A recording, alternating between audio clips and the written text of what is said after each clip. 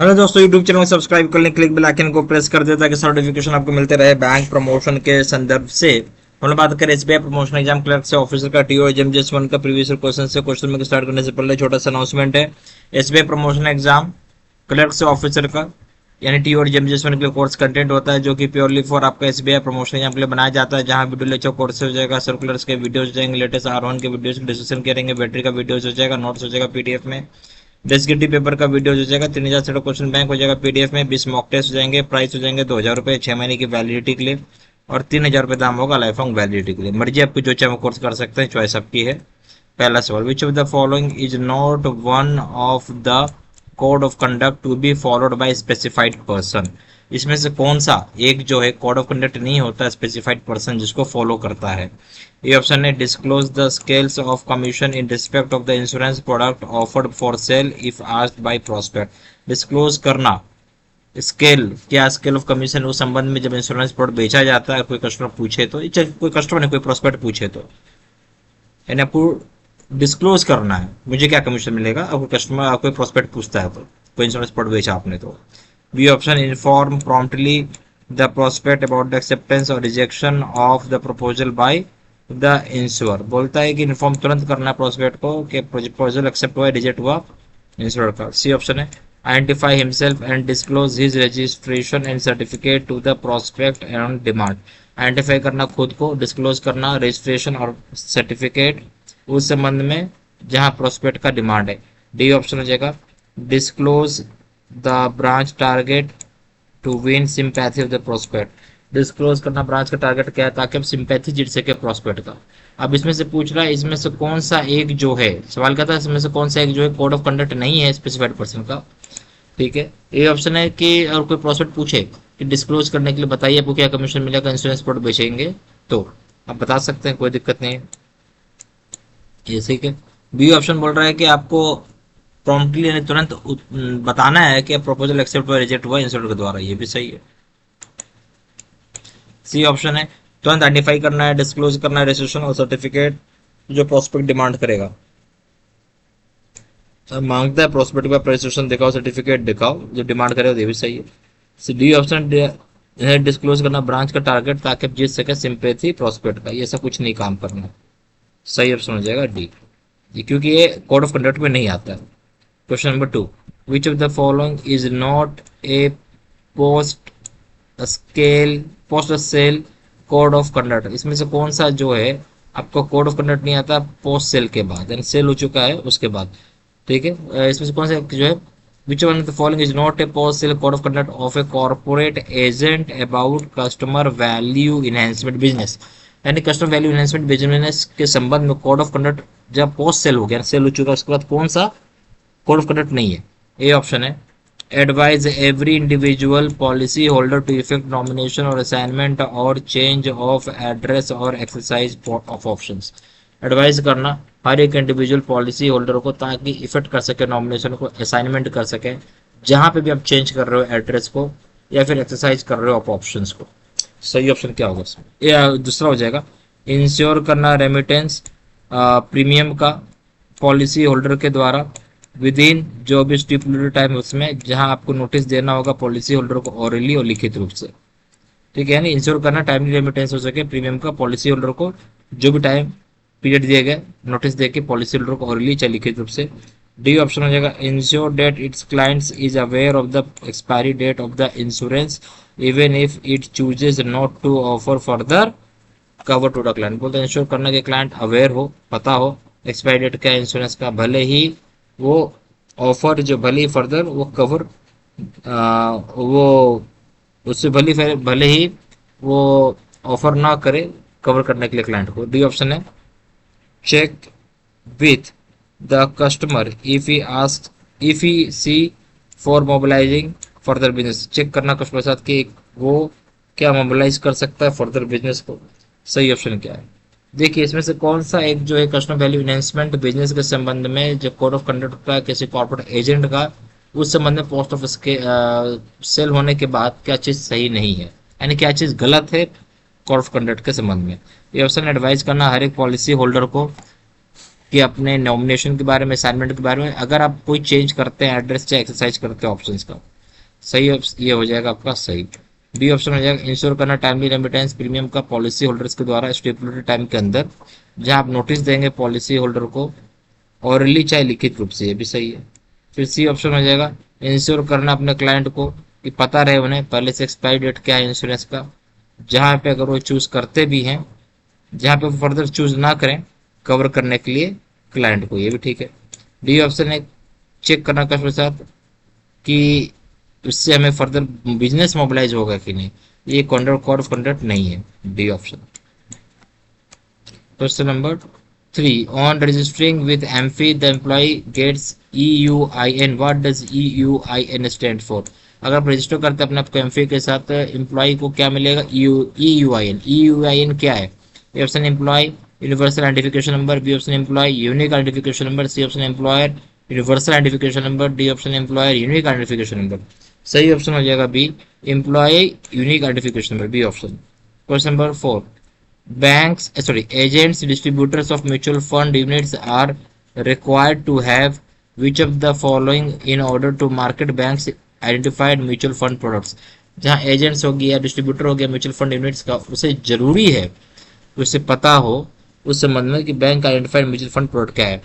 तो जब ये करना है तो क्या करना होगा, बस क्या चीज़ की जरूरत है, कोई भी अगर एजेंट है, डिस्ट्रीब्यूटर है जो म्यूचुअल फंड का, उसे क्या चीज़ की जरूरत पड़ेगी इस चीज़ में। A option NISM 5A mutual fund distributor certificate exam का, बी ऑप्शन हो जाएगा आपका रजिस्ट्रेशन चाहिए होगा MFI का, सी ऑप्शन है बोथ, डी ऑप्शन है आइदर ए और B.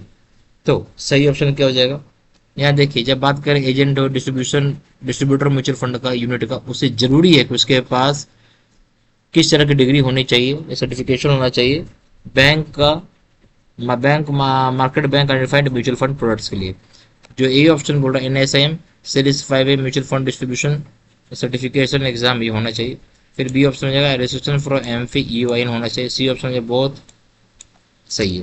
Question number 5, employees who have attained 50 years or 10 years of experience in distribution of mutual fund products as on 31st May 2010 can, instead of going NISM exam, has to do which of the following to obtain mutual fund distribution certificate? जो employ की उम्र 50 साल हो गया है, ये 10 साल का एक्सपीरियंस हो चुका है, ठीक है, किस क्षेत्र में? म्यूचुअल फंड प्रोडक्ट के क्षेत्र में 31/10 को, तो क्या उसे NISM लिखना पड़ेगा ताकि ऑप्टेन कर सके mutual fund distribution certificate? A option है appear for 1 day continuing professional education CPE session, एक दिन अटेंड, सिर्फ एक दिन अटेंड करना है कंटिन्यूइंग प्रोफेशनल एजुकेशन सेशन, इसका नाम CPE। B option at the description of SBI and SBI mutual fund, power दिया गया है डिस्क्रिप्शन किसका? SBI और SBI म्यूचुअल फंड के पास है। सी ऑप्शन है such employees can market mutual funds without any such requirement, इस तरह के एम्प्लॉय मार्केट कर सकते हैं म्यूचुअल फंड को बिना कोई रिक्वायरमेंट के। D option no such relaxation available, ऐसा कोई रिलैक्सेशन अवेलेबल नहीं। जब हम बात कर रहे हैं जो एम्प्लॉय की उम्र 50 साल हो चुकी है, 10 साल का एक्सपीरियंस है म्यूचुअल फंड प्रोडक्ट डिस्ट्रीब्यूशन में, एज ऑन 31 मई 2010 के हिसाब से, तो उन्हें NISM एग्जाम लिखने की जरूरत नहीं है। तो कैसे ऑप्टेन कर सकते हैं म्यूचुअल फंड, क्या उन्हें NISM लिखने की जरूरत है? जहां उनको चाहिए NISM म्यूचुअल फंड डिस्ट्रीब्यूशन का सर्टिफिकेट, सही ऑप्शन हो जाएगा ए, उनको केवल एक दिन अपीयर होना होगा continuing professional exam CPE session के लिए, A option. Question number 6, for strengthening need based selling for sale of third party products, the framework for the third party products has been devised by the bank, जो मजबूती प्रदान करेगा आपका जरूरत के हिसाब से जो बेचना थर्ड पार्टी प्रोडक्ट फ्रेमवर्क, जहां थर्ड पार्टी प्रोडक्ट को डिवाइस किया गया बैंक के द्वारा। A option assignment of business potential and customer acquisition, assignment करना बिजनेस पोटेंशियल और कस्टमर एक्विजिशन को। बी ऑप्शन हो जाएगा असेसमेंट ऑफ बिजनेस कवरेज और रिलेवेंस, असेसमेंट करना बिजनेस कवरेज और रिलेवेंस को। सी ऑप्शन है assessment of suitability and appropriateness, assessment करना सुटेबिलिटी और एप्रोप्रिएटनेस का। डी ऑप्शन हो assessment of business potential and customer coverage, assessment करना है बिजनेस पोटेंशियल और कस्टमर कवरेज का। जहां हम बात करेंगे मजबूती देना है, नीड बेस्ड सेलिंग करना थर्ड पार्टी प्रोडक्ट्स का फ्रेमवर्क का, या थर्ड पार्टी प्रोडक्ट जो होगा जो डिवाइस किया गया है बैंक के द्वारा, वो क्या होगा? सही ऑप्शन हो जाएगा आपका सी, असेसमेंट करना सुटेबिलिटी और एप्रोप्रिएटनेस का, C option. Question number 7, which of the following is not defining mis selling, इसमें से कौन सा एक ऑप्शन जो मिस सेलिंग को डिफाइन नहीं करता है? ये option product features not explained in clear terms, promising, unclear, incomplete, misleading information, omission of key information, miscommunication of fee और charge, communicating assured guaranteed returns। तो जो प्रोडक्ट है वो एक्सप्लेन आपको नहीं कर रहा है क्लियर टर्म्स में, प्रॉमिस अनक्लियर है, इनकम्प्लीट है, गलत इन्फॉर्मेशन दिया जा रहा है या मिसलीडिंग इन्फॉर्मेशन है, की इन्फॉर्मेशन छुपा दिया गया है, मिस कम्युनिकेट किया जा रहा है फीस और चार्जेस के बारे में, कम्युनिकेट किया जा रहा है आपको कि एकदम एश्योर्ड और गारंटीड रिटर्न मिलेगा। बी ऑप्शन है consent of customer not taken and incomplete need analysis, products not sold as per risk profile। आपने मंजूरी नहीं लिया कस्टमर के साथ कि कैसा आपको करना है काम, इनकम्प्लीट नीड एनालिसिस है प्रोडक्ट का, जो कि आपने उसके कस्टमर रिस्क प्रोफाइल के हिसाब से नहीं बेचा। डी ऑप्शन सी ऑप्शन हो जाएगा forced selling with other banking products, अब जबरदस्ती का बेच रहे हो दूसरे बैंक प्रोडक्ट के साथ। डी ऑप्शन हो जाएगा disclosure of grievance redressal mechanism, disclose कर रहे हैं आप ग्रीवेंस रिड्यूसल मैकेनिज्म को। तो सही आंसर क्या होगा? इसमें से बोल रहा है कौन सा ऐसा ऑप्शन है, ठीक है, जो कि मिस सेलिंग नहीं है, बहुत ध्यान से, मिस सेलिंग नहीं है। तो ये ऑप्शन जो बोल रहा है कि प्रोडक्ट के फीचर एक्सप्लेन नहीं किया गया क्लियर टर्म्स में, promise unclear, incomplete, misleading information है, की इन्फॉर्मेशन छोड़ दिया गया है, मिस कम्युनिकेट किया जा रहा है फीस और चार्जेस के बारे में, कम्युनिकेट किया जा रहा है एश्योर्ड और गारंटी रिटर्न्स के बारे में, तो ये आपका एक मिस सेलिंग हो गया। ठीक है, ठीक है। बी ऑप्शन हो जाए कंसेंट लिया जा रहा है, कस्टमर से कंसेंट नहीं लिया जा रहा है, कस्टमर से कंसेंट नहीं लेके और इनकम्प्लीट, उनकी जरूरत के हिसाब से एनालिसिस नहीं किया गया, इनकम्प्लीट एनालिसिस किया और उनके रिस्क प्रोफाइल के हिसाब से प्रोडक्ट नहीं बेचा गया, तो ये भी मिस सेलिंग हो गया। जबरदस्ती का या फोर्स सेलिंग में जबरदस्ती का कोई दूसरा बैंकिंग प्रोडक्ट बेचा जा रहा है, ये भी मिस सेलिंग हो जाएगा। डी ऑप्शन है कि आप डिस्क्लोज कर रहे हैं ग्रीवेंस रिड्यूसल मैकेनिज्म, ये आपका मिस सेलिंग नहीं है। तो अच्छी बात है आप जो बता रहे हैं कस्टमर को। D option. Question number 8, which of the following SBI life products have the highest product risk grade for customer, किस तरह का एसबीआई लाइफ प्रोडक्ट्स में हाईएस्ट प्रोडक्ट रिस्क ग्रेड होता है कस्टमर के लिए? ये ऑप्शन है स्मार्ट स्कॉलर, बी ऑप्शन है स्मार्ट प्रिविलेज, सी ऑप्शन है स्मार्ट शील्ड, डी ऑप्शन है सरल स्वाधान प्लस। सही ऑप्शन क्या जाएगा? यहाँ किस तरह का आप बोल सकते हैं जो एसबीआई का लाइफ प्रोडक्ट है जहाँ हाईएस्ट प्रोडक्ट का रिस्क ग्रेड होता है कस्टमर के हिसाब से? सही ऑप्शन क्या होगा? सही ऑप्शन हो जाएगा यहाँ पे आपके लिए बी, ठीक है, smart privilege. Question number 9, which of the following SBI life products have the lowest product risk grade for the customer, किस तरह का एसबीआई मतलब जो एसबीआई लाइफ प्रोडक्ट होता है वहां पे लोएस्ट ग्रेड का लोएस्ट प्रोडक्ट रिस्क ग्रेड होता है कस्टमर के लिए?